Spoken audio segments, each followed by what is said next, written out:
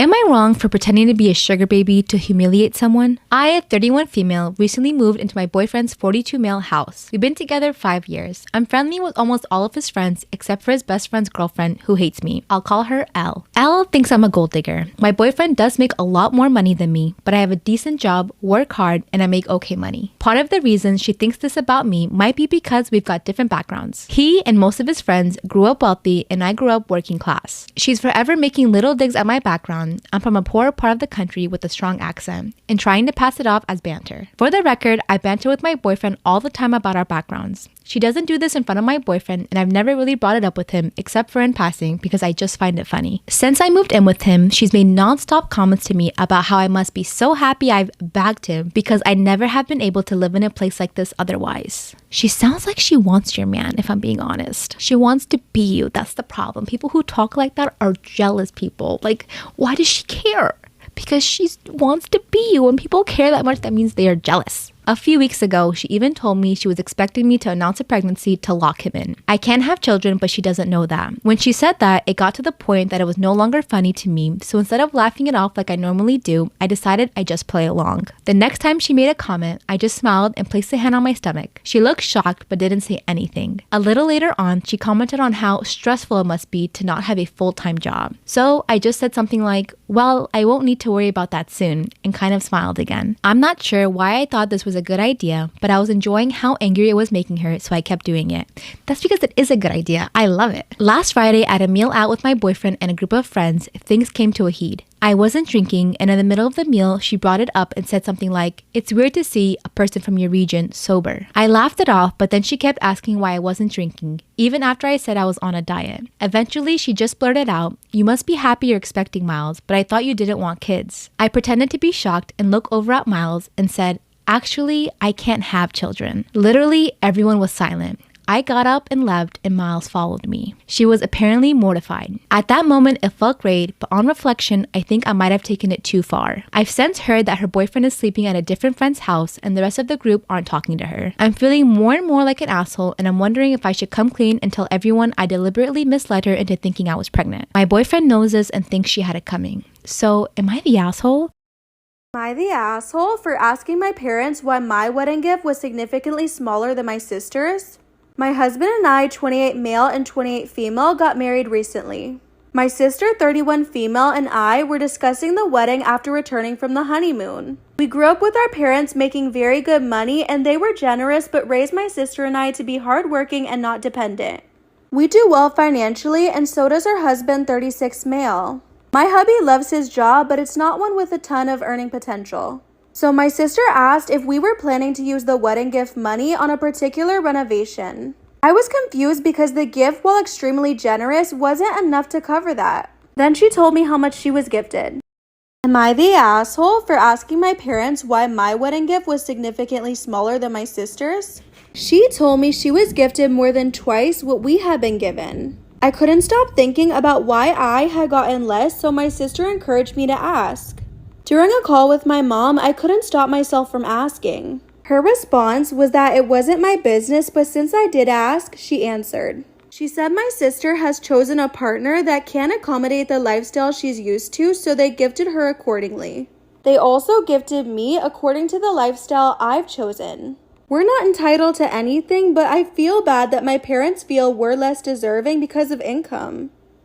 My husband's coworker keeps rubbing herself against him. I'm 26 and my husband, 27, works as an IT guy for a law school. His office is located just through the library building, and he has a coworker, Cassie, who works in the library of the school. My husband and I have lunch every Wednesday because I work at a clinic close to his job on Wednesdays. Without fail, every Wednesday for the last 3 weeks or so, Cassie has made it a point to be in my husband's office around lunch, and all 3 times, the first time she rubbed herself against him, she tried to squeeze past him and held his hips from behind as her breast rubbed against his back. I initially threw it off as an accident and she was actually just trying to get by, but my husband was thrown off by it and asked her next time just to go around the other way. The second time I saw it, she came into his office while we were having lunch and she said that she needed something and if he could assist her in getting it because it was on a high shelf, because all of our other coworkers are older, shorter women. Although my husband was hesitant, he got up to help her, and as he was walking out of the door, she grazed her chest against him yet again. I didn't think my husband noticed, but I told him about it being the second time that had happened, and he acknowledged it and asked her to maintain a suitable distance between them, and she apologized and agreed. However, today my husband messaged me and said that he would be a little late coming to the cafe because he was filing a report to HR against Cassie. Apparently, she rubbed her ass against his crotch. I know that my husband took the first correct step by filing with HR, but what's the next legal step if it happens again? I'm attracted to my father-in-law and I kind of want to hook up with him. Disclaimer, this is not my story time. It's sending me on Instagram. My husband and I met a little over a year ago. We actually met on vacation and we happened to live in the same city, so we decided to go on a date when we got back. 2 months later, we got engaged. My family was completely against it though. My parents thought it was way too quick for us to get married. But here's the thing, I'm 32 and I was desperate at that point for somebody to just ask me to marry them. And looking back, that was completely wrong of me. My parents were so against it that when they met my husband, who was my boyfriend at the time, they told him that we should just date a little bit longer before we even decided to get engaged. But of course, eventually we made the decision on our own and my parents just had to deal with it. By the time we had gotten engaged, I had only met his mom. His dad traveled a lot for work, so he was pretty much never home. So here's a little backstory on my husband. He was born in the same city I was, and his parents had him when they were 14 and 15. They were incredibly young. So his parents were more like his friends. They had so much fun and hung out together. It was always a really good time. We decided to have an engagement party, and that's when I met his dad. And it was infatuation at first sight. Part 2 is up. I'm attracted to my father-in-law and I kind of want to hook up with him. Disclaimer, is not my story time. It's sending me on Instagram. I decided to start flirting with him a little bit more. I kind of wanted to see what he would say. My parents-in-law invited me and my husband over to their house for barbecue. So I decided to wear a thong bikini. My father-in-law was grilling in the backyard and my mother-in-law was inside making a salad. So of course, I took off all my clothes and I pranced around the pool in my thong bikini. I positioned myself perfectly so that my father-in-law had a great view of my ass. I also went up to him and started talking. I would touch his shoulder every now and then. That's when he said, if I didn't know any better, I would think that you're flirting with me. Then he smiled. I almost died. I laughed with him too. And then my stupid husband came outside. That was 2 days ago. You guys tell me, but in my opinion, it sounded like he was liking it. For the rest of the barbecue, every time I would turn to look at him, he was always looking at me, so I knew it was working. But now I'm like, what's the goal? Do I really want to ruin my relationship with my husband and ruin his parents' relationship? Or do you think we can keep it on the down low? What should I do? I'm ready to kick my younger sibling out. I'm 36 female, and due to family situations, I live with my younger sibling 14 NB, female to non-binary. It's relevant. I like to think that I'm an accepting person who has tried super hard to accept my sibling moving to they them pronouns. I even contacted their school to change their name and their pronouns and insisted on my family doing the same. But lately, everything is an issue because of this. It's been 8 months of absolute hell. They still have their longer hair and for the most part are female presenting. They wear crop tops and short skirts. Recent outfit they wore shorts with knee-high socks and boots with nice pink shirt, hair and pigtails. A woman passing us said to her kid, "Move over and let the girls pass you," and my sibling flipped out, screaming about being misgendered and how annoying it was even though this woman wasn't being rude on purpose. It's constant little snide remarks about me being a boomer and being homophobic. You wouldn't get it. It's a Gen Z thing and we're more accepting than your generation. Of course you would say something like that. You can't just assume someone's pronouns. You have to use they, them until they correct you. We can't watch Friends or How I Met Your Mother without them talking the whole way through about how this kind of behavior wouldn't be tolerated now. We can't read certain books, newspapers, use certain websites. It's annoying as fuck and I'm sick of it. I can't watch a film without a comment about, where's the representation for NB people?